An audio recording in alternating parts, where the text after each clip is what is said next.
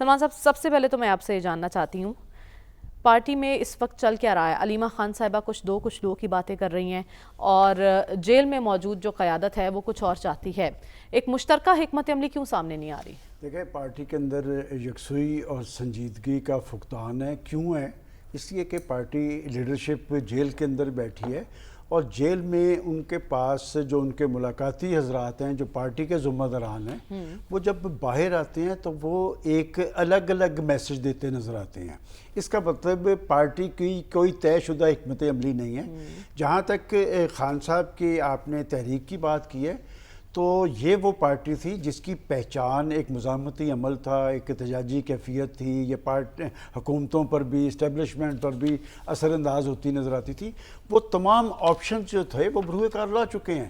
آج ان کی پارٹی کی اندرونی صورتحال میرے سے اگر پوچھیں کہ بڑا بحران کیا ہے، تو بڑا بحران بانی پی ٹی آئی کی رہائی نہیں ہے. اصل بحران جو ہے پارٹی کے اندر موجود ہے. پارٹی کا کوئی بندہ بھی اس وقت احتجاج کے لیے سڑکوں پہ آنے کے لیے تیار نہیں ہے.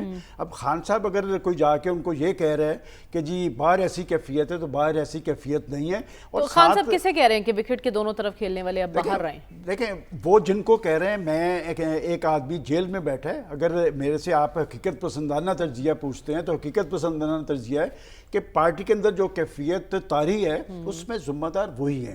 کہ بات ہے اگر پارٹی کی لیڈرشپ ایک لائن دے دے. میں نے آپ کو پچھلے دنوں جب آپ نے وہ سوشل میڈیا کے حوالے سے کہا تھا تو میں نے بتا دیا تھا.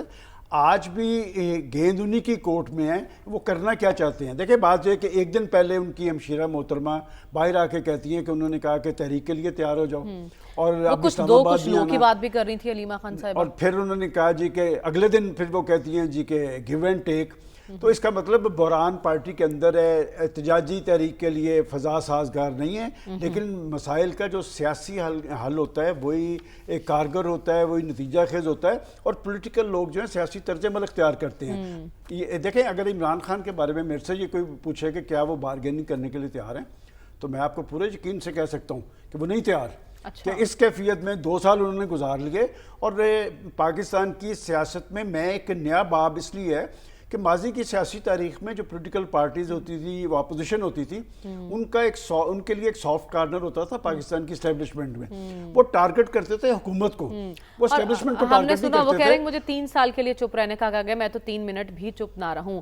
اس طرز عمل کے ساتھ پارٹی کے لیے مشکلات کم ہوں گی یا مزید بڑھیں گی؟ دیکھیں، پارٹی کی ایک پاکستان کی بڑی پارٹی، اس کا ایک اپنا ووٹ بینک موجود ہے. مجھے تو اس پارٹی پہ اس صورتحال کے اندر ترس آتا ہے. اور میں یہ بات کبھی ایسے نہیں کہتا، میرے ان کی پارٹی کے ذمہ دار لوگوں سے رابطے ہیں. میرے گزشتہ رات ایک پارٹی کے سینئر بندے سے بات ہوئی ہے. اس نے کہا جی مجھے بتائیں ہم کس کی بات مانیں کہ اگر پارٹی کے 40 لوگ 40 کی علیحدہ علیحدہ پالیسی ہے. اس نے کہا سڑکوں پہ آنے کے لیے میں تیار نہیں ہوں. اس لیے کہ جس کیفیت سے ہم 2 سال سے گزر رہے ہیں، احتجاج کے تمام آپشن تو ہم استعمال کر چکے ہیں. دیکھیں، بات یہ کہ راستہ وہیں سے نکلے گا جہاں سے نکلتا ہے، اور راستہ نکالنے کے لیے میرا خیال خان صاحب کو بتانے کی ضرورت ہی نہیں. وہ تو جس طرح پاکستان کے اقتدار میں آئے تھے، انہوں نے تو ایک ایک چیز کا پتہ ہے کہ ایک سیٹ کی پارٹی بہرحال پھر 100 سے زیادہ پہ ہوئی تو کنہوں نے راستہ بنایا، کیسے بنایا. لیکن آج کی صورتحال جو میں سمجھتا ہوں اس خطے کے اندر طاری ہے، میں پھر یہ سمجھتا ہوں کہ کچھ ایشوز پہ کنسنسس ہونا ضروری ہے، اور کنسنسس کے لیے تحریک انصاف کو بھی اعتماد میں لیا جانا چاہیے. لیکن اگر کوئی یہ کہے کہ جی میں اسٹیبلشمنٹ سے ہی بات کروں گا، میں حکومت سے بات نہیں کروں گا، تو بات حکومت سے ہی کرنی پڑے گی، اسٹیبلشمنٹ سے نہیں.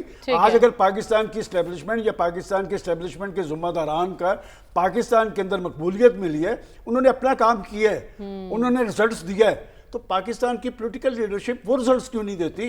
وہ کیوں نہیں اپنا کوئی بیانیہ مقبول تو ہے نا پی ٹی آئی؟ یہ آپ مانتے ہیں پی ٹی آئی کی مقبولیت ابھی موجود ہے؟ جی، پی ٹی آئی کی مقبولیت موجود ہے. اس مقبولیت کو بھی بچانے کی ضرورت ہے، اور اس کو بچانے کا، پارٹی کی سروائیول کا، پارٹی کے سیاسی رول کا انحصار جو ہے بانی پی ٹی آئی کے طرز عمل پہ ہے. اور ایک بات میں آپ کو بتا دوں، یہ جو سیاسی کارکن ہوتے ہیں یہ دہشت گرد نہیں ہوتے، یہ کرمنلز نہیں ہوتے.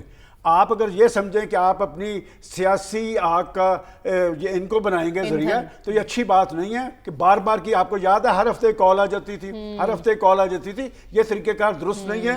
جب تک یہ سیاسی طرز عمل پارٹی کی لیڈرشپ اختیار نہیں کرے گی، ان کے لیے راستہ نہیں بنے گا. راستہ بننا چاہیے، اور دیگر جو پولیٹیکل فورسز ہیں انہیں بھی ایک پولیٹیکل فورس کے لیے ایک اچھا سافٹ کارنر رکھنا چاہیے، آنے والے وقت کے اندر ان پہ بھی ایسی صورتحال طاری ہو سکتی ہے۔ لیکن وہاں سے ایک آفر تو کی گئی تھی شہباز شریف صاحب کی جانب سے، اور اس کا خیر مقدم بھی کیا تھا بیرسٹر گور صاحب نے۔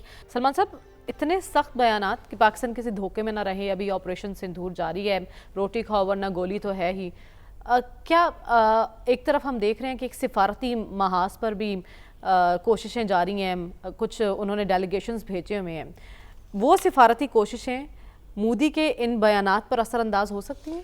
دیکھیں، مودی صاحب کے مخاطب ہم نہیں ہیں، ان کی وہاں پر سیاست اکھڑ رہی ہے۔ ایک شخص جو غرور، تکبر، گھمنڈ سے دو چار تھا، جو کہتا تھا اپنی عوام کو کہ میں پاکستان پر چڑھ دوڑوں گا، پاکستان کو سبق سکھا دوں گا، ان کے ساتھ جو دن دہاڑے ہوئی ہے وہ تو پوری دنیا نے دیکھا ہے۔ وہ تو شب خون کی تاریخ تو شب خون مارنے کی ہے، اور پاکستانی فوج کی تاریخ دن دہاڑے رد عمل دینے کی ہے۔ 2019 میں بھی صبح کے وقت تھا، اور اب بھی انہوں نے فجر کی نماز کے بعد آپریشن کا آغاز کیا تھا، اور 4 گھنٹے کے اندر انہوں نے دھول چٹائی تھی۔ اب آ جائیں کہ مودی صاحب، میں آپ کو پتہ ہے اس پروگرام میں ہمیشہ کہتا ہوں کہ مودی صاحب ایک شخصیت نہیں، ایک کیفیت اور ایک ذہنیت کا نام ہے، اور وہ ذہنیت انتہا پسند ہے، وہ شدت پسند ہے، دہشت گردی اس کی پہچان ہے۔ اور میں یہ بات ایسے نہیں کہہ رہا، یہ آپ ذرا ان کے پروفائل اٹھا کے دیکھیں، یہ ساری ٹیم جو ہے یہ کرمنلز ہیں، یہ قاتل ہیں، سوائے جے شنکر کے، وہ ایک ڈپلومیٹ ضرور ہے۔ اب وہ جو کچھ وہاں پر کر رہے ہیں، جب چیزیں اپنی بنیاد سے اکھڑتی ہیں نا تو پھر وہ لڑکتی رہتی ہیں، ان کی سیاست وہاں پر لڑک رہی ہے۔ وہ روز اس طرح کے بیانات دیتے ہیں، وہ جو ان کے آپ کہہ رہے ہیں وہ اپنی عوام کو مخاطب کر رہے ہیں، کیا انٹرنیشنل میڈیا کوریج نہیں دے رہا ان بیانات کو؟ میں آپ نے دنیا دیکھ نہیں رہی؟ لاسٹ ویک میں انٹرنیشنل میڈیا آپ اٹھا کے دیکھ لینا، انہوں نے تو، ہم نے تو ایک وفد بھیجا ہے، انہوں نے 7 وفد بھیجے ہیں، وہ 70 وفد بھی بھیجیں گے نا۔ تو دنیا پاگل نہیں ہے، دنیا کو سب کچھ پتہ ہے ہوا کیا ہے، انہوں نے سب کچھ دیکھ لیا ہے۔ پہلا کویسچن وہ یہ کریں گے کہ یہ پہلگام واقعہ ہوا ہے یا نہیں، اور اگر ہوا ہے تو آپ نے اس کی تحقیقات کیوں نہیں کروائی، آپ نے اس کی مذمت کیوں نہیں کی، پاکستان نے آپ کو تحقیقات کے لیے کہا، تعاون کے لیے کہا، آپ اس پر کیوں نہیں آئے؟ ان 3 سوالوں کے ان کے پاس کوئی جوابات نہیں ہیں۔ اور سب سے اہم بات یہ ہے، پھر بھی آپ جب مودی کا ہندوستان ہے، وہیں لوگ اسے ٹارگٹ کر رہے ہیں، وہاں کی اپوزیشن دیکھیں گے راہل گاندھی کیا کہہ رہے ہیں، اور خود ان کے دیکھیں، آپ ایک جھوٹ بولتے ہیں، آپ کو 10 جھوٹ بولنے پڑتے ہیں، آپ کو 100 جھوٹ، وہ جھوٹ پہ جھوٹ، جھوٹ پہ جھوٹ، یہ ایک وقت تک یہ معاملہ چلا تھا۔ اور اہم بات یہ ہے کہ ماضی کے اندر وہ بریکٹ کرتا آیا تھا پاکستان کو دہشت گردی کے ساتھ۔ اب یہ سارا معاملہ کھل گیا ہے، اگر اس خطے کے اندر سے دہشت گردی کا سدباب کرنا ہے تو پہلگام واقعی صرف کھول لیں، یہ ایک ٹیسٹ کیس ہے۔ اور بات ہے کہ یہ دنیا آخر کیوں پاکستان کے موقف کے ساتھ کھڑی ہوئی، دنیا خود زخمی تھی اس طرز عمل سے کہ کینیڈا کے اندر بھی سکھ ٹارگٹ ہو رہے تھے، امریکہ کے اندر بھی ہو رہے تھے، پاکستان کے اندر بھی ہوئے، بنگلہ دیش کے اندر بھی ہوئے۔ یہ مائنڈ